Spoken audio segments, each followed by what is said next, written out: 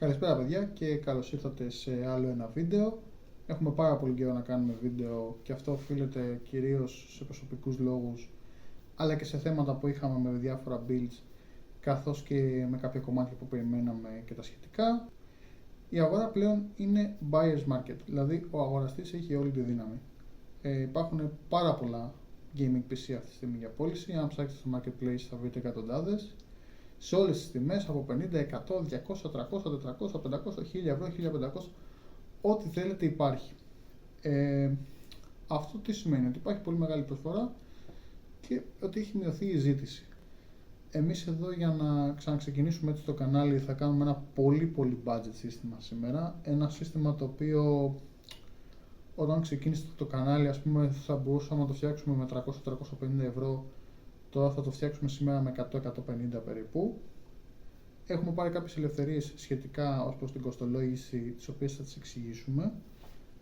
Ξεκινάμε με ένα κουτί παλιό της Corsair, το οποίο το είχαμε πάρει στο τελευταίο build και στην ουσία μας βγήκε δωρεάν, γιατί πήραμε ό,τι θέλαμε από μέσα, τα κοστολογήσαμε, πήγανε σε άλλο build και μας περισσέψε το κουτί.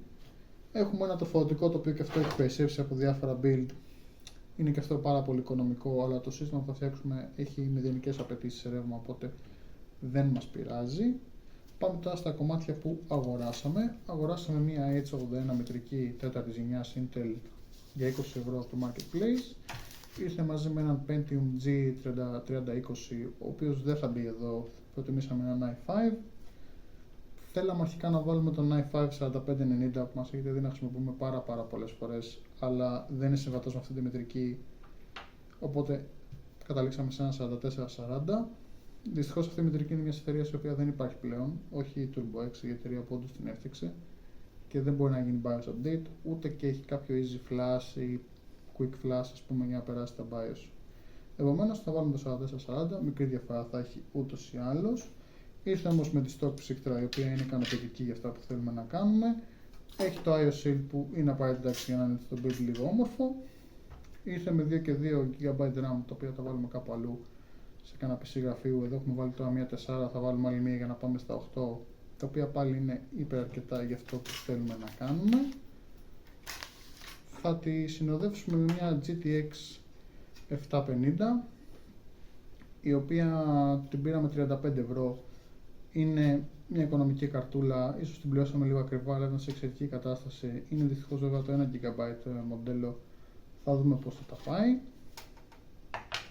Έχουμε και ένα μεταχειρισμένο HDD, τον οποίο εντάξει περισσότερο μπορεί και να τον έχετε στο σπίτι σας, είναι από laptop, ή αν έχετε κάποιον που να κάνει service κοντά σας, συνήθως τους βγάζουν αυτούς και βάζουν SSD στα laptop και αυτοί περισσεύουν, γιατί δεν τους θέλει και κανείς.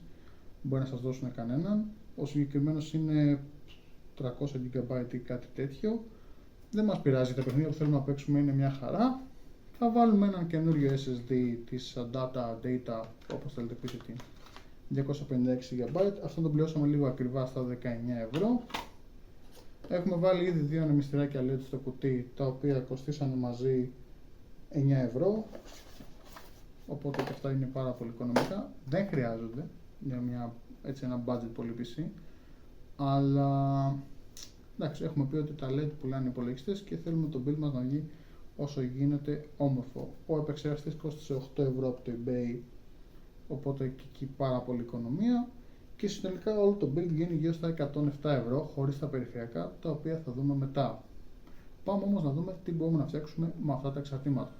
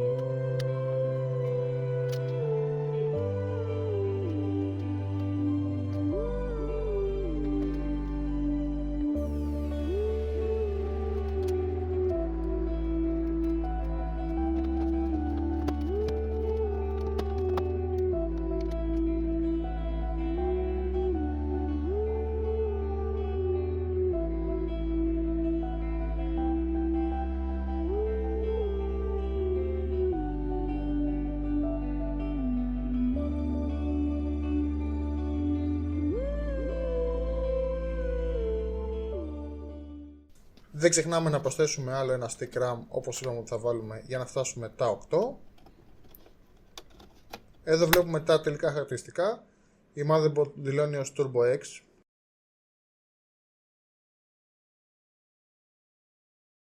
Προχωράμε στα test με το performance test, το οποίο θα τεστάρει τα επιμέρους εξαρτήματα του υπολογιστή. Βγάλαμε 25%, αυτό σημαίνει ότι από τα 4 PC στον κόσμο τα 3 είναι καλύτερα, αλλά είναι ένα πολύ καλό ποσοστό για έναν υπολογιστή τόσο οικονομικό. Εδώ βλέπουμε την υγεία και την κατάσταση του SSD, ο οποίος είναι καινούριος, μόνο 147 ώρες λειτουργίας, και του HDD, ο οποίος έχει 160, νομίζουμε ότι είναι πιο μεταχειρισμένος, ίσως δηλώνει λάθος ώρες, δεν ξέρουμε. Η ταχύτητα του SSD, η οποία είναι εξαιρετική και μας έχει ικανοποιήσει πλήρως. Και η ταχύτητα του HDD, η οποία δεν είναι και τόσο καλή, αλλά είναι αποδεκτή για HDD, ο οποίος έχει μόνο μέσα τα παιχνίδια και δεν κάνει κάτι άλλο, δηλαδή δεν τρέχει και τα Windows. Για το επόμενο τεστ θα χρειαστούμε το side panel, καθώς θα μετρήσουμε θερμοκρασίες. Hardware monitor και Power Max, το οποίο θα τεστάρει ταυτόχρονα τον CPU και την GPU, θα τους στρεσάρει αρκετά και θα δούμε τι θερμοκρασίες θα φτάσουν.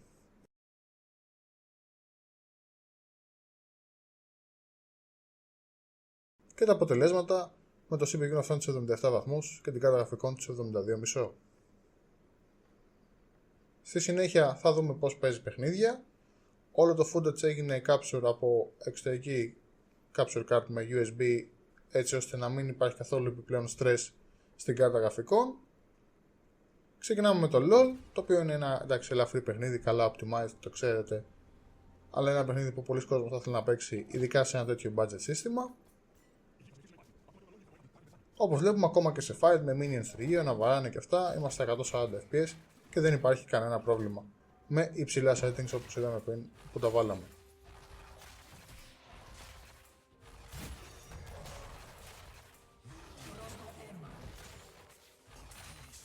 Το Counter-Strike 2 είναι πιο βαρύ και κάπως περίεργο πλέον. Το CSGO ήταν πολύ καλύτερα optimized. Δείχνει να έχει 70-80 fps, αλλά δεν ήταν και τόσο smooth η εμπειρία. Ίσως να φταίει και το capture, ότι είχαμε το latency του capture και δεν μας βοηθούσε στο να παίξουμε. Σίγουρα όμως με λίγο tweaking θα μπορέσεις να φτιάξεις κάποια settings για να είσαι competitive και να τα ευχαριστιέσαι.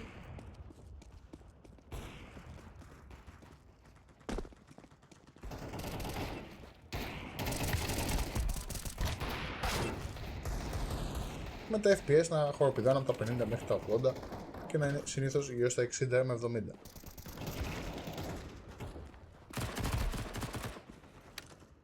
Προχωράμε στο Rocket League, ένα παιχνίδι που μας αρέσει να τεστάρουμε γιατί είναι δωρεάν και έχει πολύ πλάκα.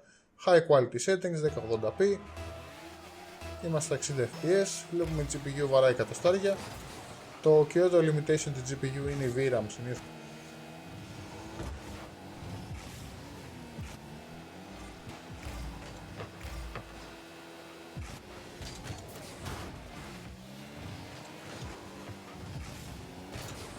Και προχωράμε στο πιο βαρύ παιχνίδι που δοκιμάσαμε, το Fortnite, σε performance mode βέβαια, γιατί εντάξει, η κάρτα γραφικών έχει μόνο 1 GB VRAM, έχουμε 8 GB RAM, έναν παλιό τετραπύριο επεξεργαστή, δεν είμαστε για κάτι παραπάνω, αλλά δεν πειράζει, δεν σημαίνει ότι δεν μπορούμε να περάσουμε καλά με αυτά που έχουμε. Κάποια FPS drops την ώρα που πέφτουμε είναι αναμενόμενα, αυτό συμβαίνει σχεδόν σε όλα τα συστήματα, αλλά από εκεί και πέρα το παιχνίδι είναι αρκετά smooth και δεν είχαμε κάποιο πρόβλημα.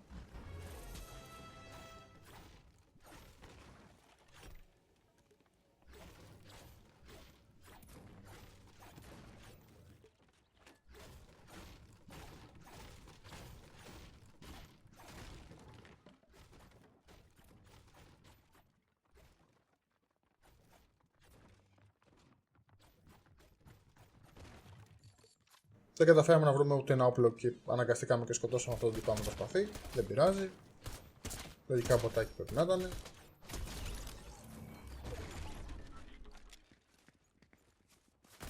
Και εδώ βλέπουμε που είμαστε έξω και τρέχουμε και πυροβολάμε ότι τα FPS παραμένουν στα 60.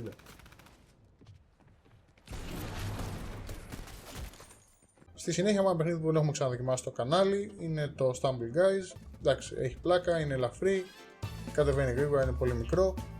Τα παιδάκια το προτιμούν και κάποιος που θα παίρνει ένα τέτοιο σύστημα για πρώτο budget υπολογιστή ή πρώτο gaming PC, ένας μαθητής, ένας φοιτητής, ένας κάτι μπορεί να έρθει να το παίξει στο παιχνίδι, οπότε φυσικά να το δοκιμάσουμε.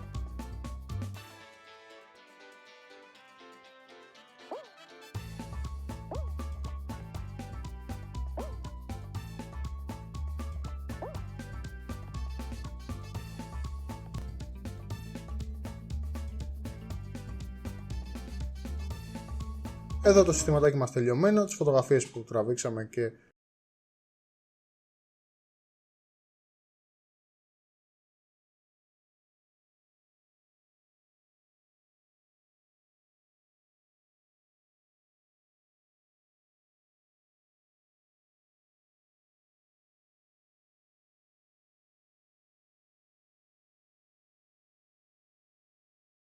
σας υποσχεθήκαμε περιφερειακά, οπότε το συνδυάσαμε με ένα φθηνό set keyboard και mouse των 15 ευρώ, καθώς και με ένα monitor των 20 ευρώ. Και εδώ είναι όλο το σύστημα ολοκληρωμένο. Σας ευχαριστούμε και τα ξαναλέμε.